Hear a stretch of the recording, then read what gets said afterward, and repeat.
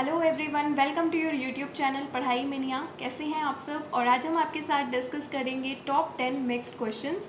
ये आपके GIC commerce के एग्ज़ाम के लिए और उत्तराखंड असिस्टेंट अकाउंटेंट एग्ज़ाम के लिए बहुत ही ज़्यादा इंपॉर्टेंट है, तो प्लीज़ इसे मिस मत करिएगा। अगर आपने चैनल सब्सक्राइब नहीं किया है तो चैनल को सब्सक्राइब करिएगा, फिर वीडियो देखिएगा। चलिए स्टार्ट करते हैं। पहला क्वेश्चन है according to money measurement concept. Money measurement concept के अकॉर्डिंग कौन सा सही है। All transaction and events are recorded, all transaction and events which can be estimated in money terms are recorded, या फिर all transaction and events which can be measured in money terms are recorded in the books of account, या d none of the above. तो पहला option ये कह रहा है कि सभी ट्रांजैक्शंस और इवेंट्स को रिकॉर्ड करना है, चाहे आप उसे मेजर कर रहे हो या एस्टिमेट कर रहे हो, कुछ भी, तो अपने सभी ट्रांजैक्शंस और इवेंट्स को रिकॉर्ड करना है। ऑप्शन बी क्या बोल रहा है कि सभी ट्रांजैक्शंस और इवेंट्स जिसे आप एस्टिमेट कर सकते हो, जिसका आप अनुमान लगा सकते हो, उसे अपनी बुक्स ऑफ अकाउंट में रिकॉर्ड करना है।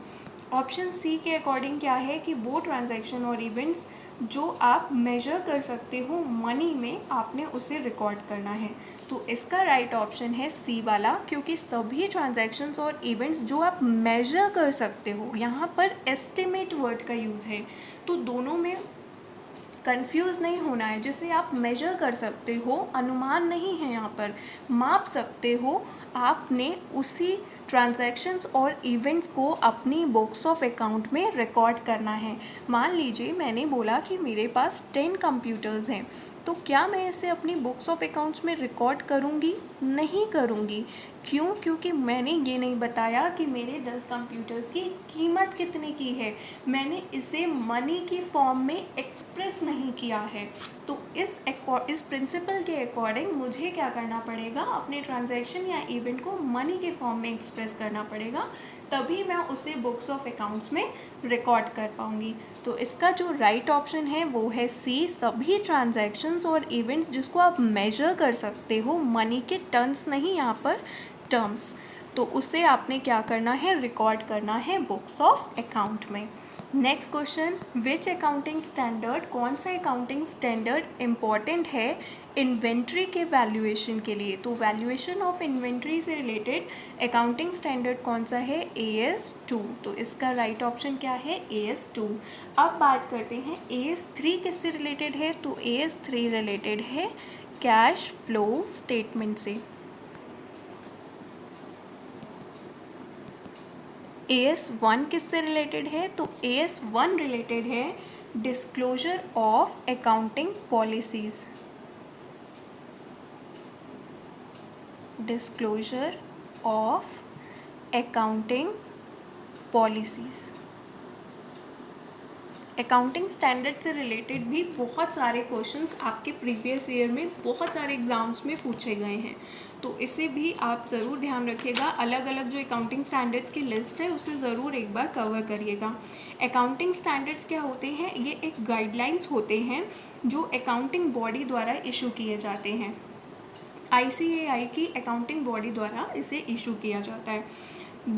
ये क्या होते हैं, ये अकाउंटिंग रूल्स होते हैं और प्रोसीजर्स होते हैं। मतलब आपने क्या गाइडलाइंस होती हैं एक तरह की, ये जो आपको फ्रेमवर्क प्रोवाइड करती हैं जिससे कि आप अपना फाइनेंशियल स्टेटमेंट उसके हिसाब से ही बना पाओ।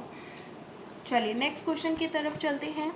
If the amount of any non liability, अगर कोई अमाउंट है नॉन लाइबिलिटी की, मतलब आपको पता है कि ये लाइबिलिटी है, लेकिन जो अमाउंट है वो आप डिसाइड नहीं कर पा रहे हो सर्टेनिटी के साथ या एक्यूरेसी के साथ। आपको पता है कि मेरी लाइबिलिटी अराइज होने वाली है या हो सकती है, लेकिन आपको ये नहीं पता है कि कितने अराइज होगी, कितने, मतलब हाउ मच आपको ये नहीं पता है। तो इसे हम क्या बोलेंगे, क्या हम इसे कहेंगे a liability should be provided. तो बिल्कुल भी नहीं, क्योंकि लाइबिलिटी जो होता है ना वो सर्टेनिटी से होता है।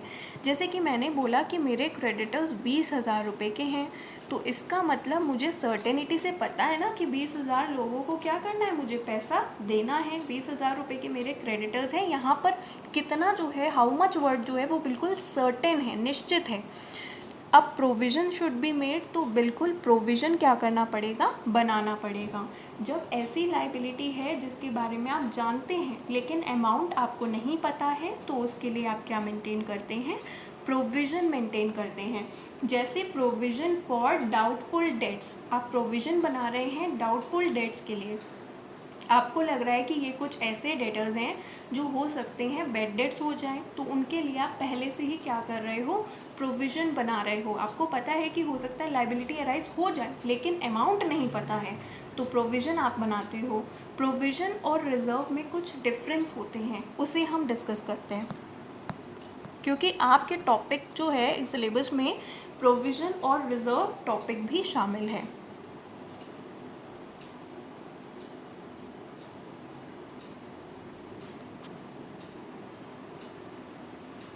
Provision and reserve. प्रोविज़न क्या होता है, प्रोविज़न जो होता है वो चार्ज अगेंस्ट प्रॉफिट होता है। Charge against profit.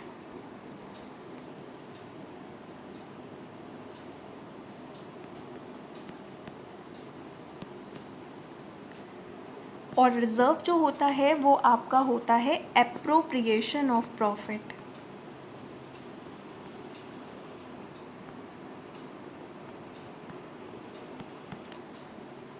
तो रिज़र्व आप कब बना रहे हो, मतलब कि जो प्रोविज़न है वो आपका क्या है, चार्ज अगेंस्ट प्रॉफिट है। आपने प्रॉफिट के अगेंस्ट इसे चार्ज किया है। लेकिन रिज़र्व कब बनाते हो, जब आपका प्रॉफिट बच जाता है, उसके बाद जो एप्रोप्रिएट करते हो प्रॉफिट का, उससे आप क्या करते हो, रिज़र्व क्रिएट करते हो।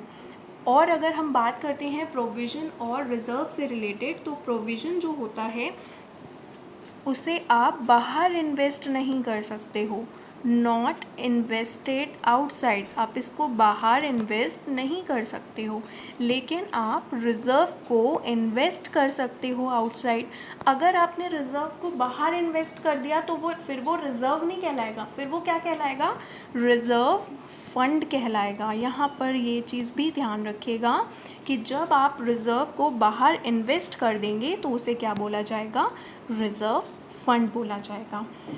और अगर हम बात करें इनके बीच के डिफरेंस की, तो रिज़र्व कब बनाया जाता है, कोई अनफोर्सीन लाइबिलिटी के लिए, आपको नहीं पता कि वो लाइबिलिटी अराइज होगी या नहीं होगी।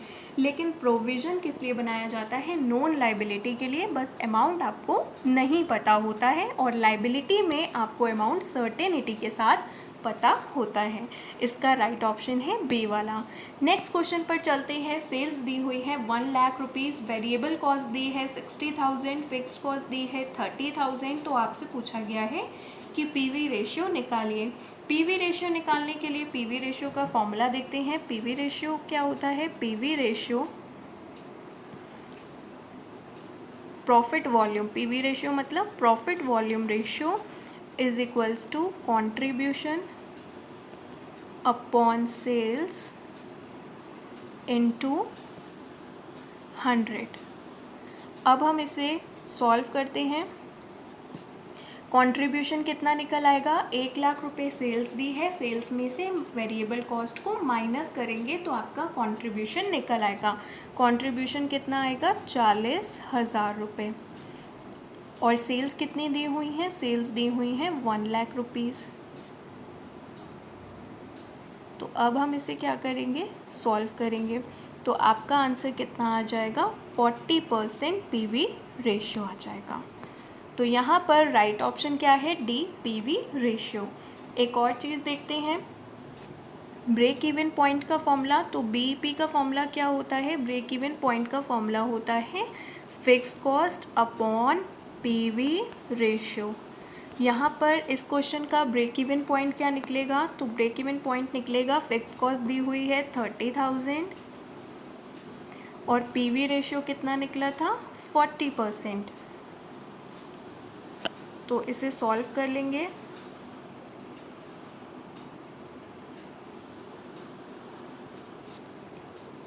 ये आ जाएगा 75,000।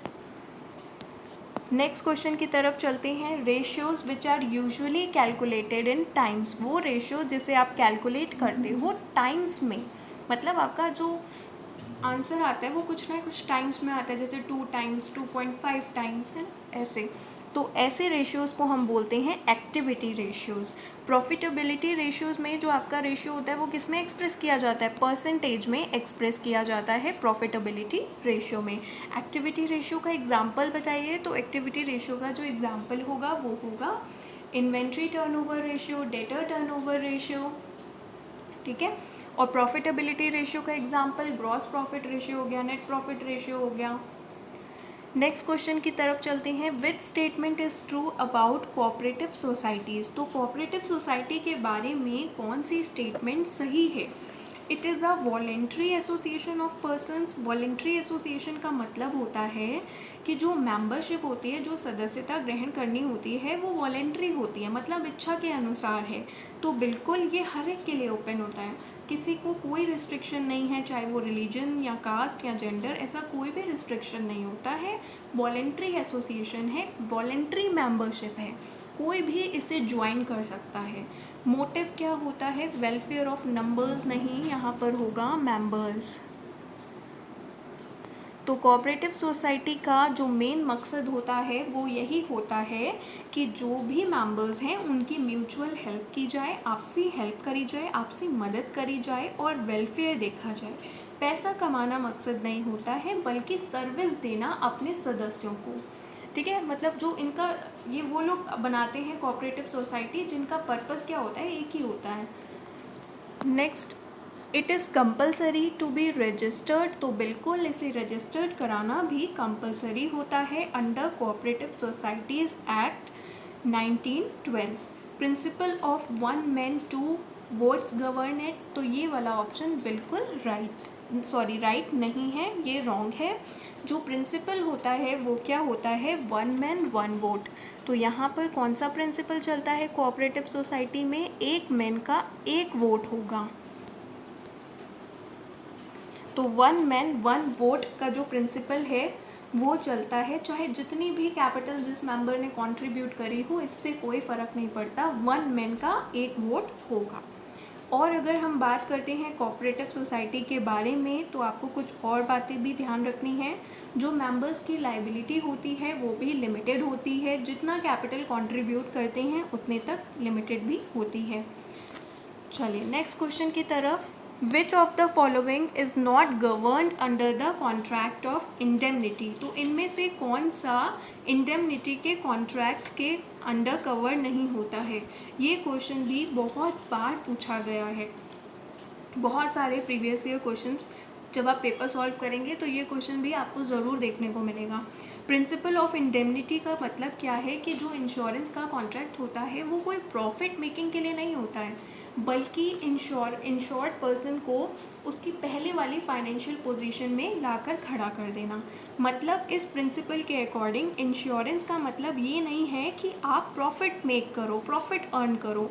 मेन पर्पस इंश्योरेंस का ये होता है कि जो नुकसान इंश्योर्ड पर्सन ने उठाया है उसे क्या करें, कंपनसेट करें। तो purpose of insurance is to bring back the insured को उस पोजीशन में वापस लाकर खड़ा कर दें जिस पोजीशन में वो नुकसान से पहले था। मतलब इंडेमनिटी प्रिंसिपल का मतलब होता है कि उसे कंपनसेट करना, लॉस के लिए, प्रॉफिट कमाना नहीं होता, ठीक है। कंपनसेट करना, प्रॉफिट कमाना नहीं होता। जैसे इसका एक एग्जाम्पल है, एक पर्सन है, उसने, इसे मैं आपको समझाती हूँ। एक पर्सन है, उसने अपनी फैक्ट्री को क्या करा, इंश्योर्ड कराया। ये मान लीजिए ये फैक्ट्री है उसकी और इसने उसे इंश्योर्ड कराया 2 लाख रुपीज़ में। अब होता क्या है कि फायर के अगेंस्ट उसने इंश्योरेंस करवाया था। अब फायर, आग लग गई एक दिन, तो उसका जो पूरा नुकसान हुआ वो 1 लाख रुपए तक का हो गया। इंश्योरेंस कंपनी ने उसे केवल कंपनसेट कितना करेगी, नुकसान कितना हुआ है, केवल 1 लाख का। तो इंश्योरेंस कंपनी कंपनसेट भी कितना करेगी, केवल 1 लाख तक का। क्यों? क्योंकि भाई जितना नुकसान है उतना ही कंपनसेशन दिया जाएगा। तो प्रिंसिपल ऑफ इंडेमनिटी के अकॉर्डिंग जो है जितना नुकसान है सिर्फ उतना, कोई पैसा आप नहीं कमा सकते हो, कोई प्रॉफिट आप इसमें अर्न नहीं कर सकते हो।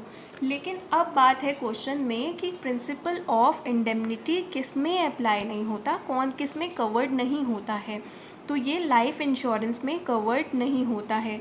लाइफ इंश्योरेंस में कवर्ड क्यों नहीं होता है? क्योंकि किसी भी पर्सन की आप वैल्यू नहीं लगा सकते हो कि कितना लॉस हुआ किसी पर्सन की डेथ से, ये आप एस्टिमेट नहीं कर सकते हो। इस वजह से ये कॉन्ट्रैक्ट ऑफ इंडेमनिटी में नहीं कवर्ड होता है। नेक्स्ट क्वेश्चन की तरफ, stepping into shoes of other, ये भी क्वेश्चन बहुत इम्पॉर्टेंट है। स्टेप करना इनटू शूज़ ऑफ अदर, किसी दूसरे के शूज़ में आप जब स्टेप रखते हो, कदम रखते हो, तो उसे क्या बोला जाता है? तो ये किससे रिलेटेड है? ये रिलेटेड है प्रिंसिपल ऑफ सब्रोगेशन से रिलेटेड है। चलिए अब हम इस प्रिंसिपल को समझते हैं। पहले मैं इसके बारे में थोड़ा सा आपको बताती हूँ। अकॉर्डिंग टू दिस प्रिंसिपल, इस प्रिंसिपल के हिसाब से या इस प्रिंसिपल के अनुसार, जब आप किसी को कंपनसेशन दे देते हो, इंश्योरेंस में क्या होता है, दो पार्टीज़ होती हैं, एक होता है इंश्योरर और एक होता है इंश्योर्ड। ठीक है, इंश्योरर और इंश्योर्ड दो पार्टीज़ होती हैं। इंश्योरर कौन होता है? इंश्योरर जो होती है वो इंश्योरेंस कंपनी होती है। ये क्या करती है? ये इंश्योर्ड को कहती है कि तुम्हारा कोई भी लॉस होगा तो हम बैठे हैं, हम तुम्हें कंपनसेशन देंगे। तो इंश्योरर क्या होता है यहाँ पर? इंश्योरेंस कंपनी होती है। और इंश्योर्ड कौन होता है? इंश्योर्ड वो होता है जिसका नुकसान होता है, जिसे लॉस का कंपनसेशन दिया जाएगा। या फिर ये कौन होता है? ये एक इंडिविजुअल होता है जो प्रीमियम वगैरह की पेमेंट करता है। अब देखते हैं कि सब्रोगेशन प्रिंसिपल के अकॉर्डिंग क्या है। तो सब्रोगेशन प्रिंसिपल के अकॉर्डिंग कि अगर कोई लॉस हो जाता है, मान लीजिए इंश्योर्ड पर्सन को कोई लॉस हो गया, तो इसके बाद जो ओनरशिप होती है वो किसके पास आ जाएगी? इंश्योरर के पास आ जाएगी। तो ये क्या है? ये बिल्कुल ही जैसे इसको एक एग्जांपल के थ्रू अगर मैं आपको समझाऊं कि एक पर्सन ने क्या किया है, फायर इंश्योरेंस पॉलिसी ली है। ये वही वाला एग्जांपल देखते हैं हम। एक मिनट। सपोज़ एक पर्सन है, उसने क्या ली हुई है? फायर इंश्योरेंस पॉलिसी ली है। और बाद में क्या होता है कि फायर की वजह से उसकी जो पूरी फैक्ट्री है वो जल जाती है, मतलब जो भी स्टॉक है उसका वो पूरा जल जाता है। तो उसको जो कंपनसेशन मिलता है वो 1 लाख रुपए तक का मिल जाता है। अब होता क्या है, जब उसे कंपनसेशन मिल गया, उसने क्या किया, इस कंपनसेशन को मिलने के बाद 10,000 रुपये के जो गुड्स थे वो आधे जले हुए थे और उसने दिखाई चालाकी और वो चला गया बेचने गुड्स को। तो जब उसने इसे बेचा तो उसे 10,000 रुपये मिले। तो ये जो 10,000 रुपये हैं ये किसके होंगे? ये 10,000 रुपये इंश्योरेंस कंपनी के होंगे। क्यों? इंश्योर्ड के नहीं होंगे, ये किसके होंगे? इंश्योरेंस कंपनी के होंगे, क्योंकि इंश्योरेंस कंपनी ने पहले ही उसको कंपनसेशन प्रोवाइड कर दिया है। अब वो कोई एक्स्ट्रा प्रॉफिट कुछ भी अर्न नहीं कर सकता। तो प्रिंसिपल ऑफ सब्रोगेशन क्या कहता है, जब इंश्योर्ड को कंपनसेशन दे दिया जाता है, जब उसका लॉस होता है या डैमेज होता है उसकी प्रॉपर्टी में, तो जो ओनरशिप का राइट है, जो भी अब ओनरशिप का राइट है वो किसका हो जाएगा? वो इंश्योरर का हो जाएगा, इंश्योर्ड का नहीं होगा। इस वजह से अगर कंपनसेशन देने के बाद कोई भी सेल रियलाइज होती है तो वो किसकी होगी? वो इंश्योरर की होगी, इंश्योर्ड की नहीं होगी, क्योंकि ये कॉन्ट्रैक्ट प्रॉफिट कमाने के लिए नहीं होता है। तो इसका राइट ऑप्शन क्या है? Principle of subrogation. Next question, which is not true about median. Median के बारे में कौन सा ऑप्शन सही नहीं है? तो मीडियन एक्सट्रीम आइटम से अफेक्ट नहीं होता है, तो ये बिल्कुल ही सही है। क्यों? क्योंकि मीडियन जो है वो बिल्कुल भी एक्सट्रीम वैल्यू से अफेक्ट नहीं होता है, बल्कि मीन अफेक्ट होता है एक्सट्रीम वैल्यू से। नेक्स्ट है, it can be graphically represented. तो बिल्कुल हम मीडियन को ग्राफिकली रिप्रेजेंट कर सकते हैं। It is considered appropriate in qualitative characteristics. तो बिल्कुल मीडियन का यूज़ हम क्वालिटेटिव कैरेक्टरिस्टिक्स जैसे ब्यूटी, ऑनेस्टी, इन सब चीज़ों में यूज़ कर सकते हैं, क्योंकि मेजर ऑफ सेंट्रल टेंडेंसी में सिर्फ एक मीडियन ही है जिसे क्वालिटेटिव कैरेक्टरिस्टिक्स के लिए यूज़ किया जा सकता है। It is based on each and every item, तो ये रॉन्ग है क्योंकि ये हर आइटम पे बेस्ड नहीं होता है। ये क्वालिटी सिर्फ मीन में होती है कि वो हर आइटम पे बेस्ड होता है, ठीक है। तो मीडियन जो होता है वो हर आइटम पे बेस्ड नहीं होता है, क्योंकि मीडियन में आप क्या देखते होगे, कौन सा टर्म एन टर्म निकालते हो, तो उसी के बेस पे आपका मीडियन बनता है। तो इसमें क्या होता है, हर आइटम पर ये बेस नहीं होता है, अगर कुछ आइटम मिसिंग भी हैं तब भी आप मीडियन कैलकुलेट कर सकते हो। नेक्स्ट है कैश फ्लो स्टेटमेंट किस पे बेस्ड होता है, तो कैश फ्लो स्टेटमेंट जो होता है वो कैश बेसिस ऑफ अकाउंटिंग पर बेस्ड होता है। और यहाँ पर एक और ऑप्शन है आपका एक्रूवल बेसिस ऑफ अकाउंटिंग। तो एक्रूवल बेसिस ऑफ अकाउंटिंग में आपको ये ध्यान रखना है, जो आपका फंड फ्लो स्टेटमेंट होता है वो एक्रूवल बेसिस ऑफ अकाउंटिंग पर बेस्ड होता है, ना कि कैश बेसिस ऑफ अकाउंटिंग पर। चलिए एक बार यहाँ पर मैं लिख देती हूँ ताकि आपको याद रहे कि कैश बेसिस ऑफ अकाउंटिंग पर कैश फ्लो बनाया जाता है, एक्रूवल बेसिस पे बनाया जाता है फंड फ्लो स्टेटमेंट। अब बात करते हैं कैश फ्लो के बारे में। तो कैश फ्लो का मतलब क्या होता है, कैश फ्लो का मतलब होता है जब कैश मतलब कैश, यहाँ पर क्या है, कैश और कैश एंड इक्विवेलेंट्स। तो कैश और कैश एंड इक्विवेलेंट्स का जब फ्लो होता है, कैश और कैश इक्विवेलेंट्स का फ्लो होना मतलब या तो कैश आ रहा है या तो कैश जाएगा। तो कैश फ्लो क्या शो करता है, कैश फ्लो शो करता है कि कैश की पोजीशन में क्या चेंज आ रहा है, ठीक है। तो कैश फ्लो एक ऐसी स्टेटमेंट होता है जो ये शो करता है कि कैश पोजीशन में आपका क्या चेंज आ रहा है। अगर कैश फ्लो और फंड फ्लो के बारे में बात करें तो कैश फ्लो जो है वो नैरोअर कंसेप्ट है, फंड फ्लो जो है वो वाइडर कंसेप्ट है। तो फंड फ्लो स्टेटमेंट में क्या होता है, फंड फ्लो स्टेटमेंट में वर्किंग कैपिटल के में क्या वेरिएशन आ रहा है उसको कंसीडर किया जाता है, कैश फ्लो में कैश में क्या वेरिएशन आ रहा है इसे शो किया जाता है। तो इसका राइट ऑप्शन आपका कौन सा है, इसका राइट ऑप्शन है ए वाला, कैश बेसिस ऑफ अकाउंटिंग।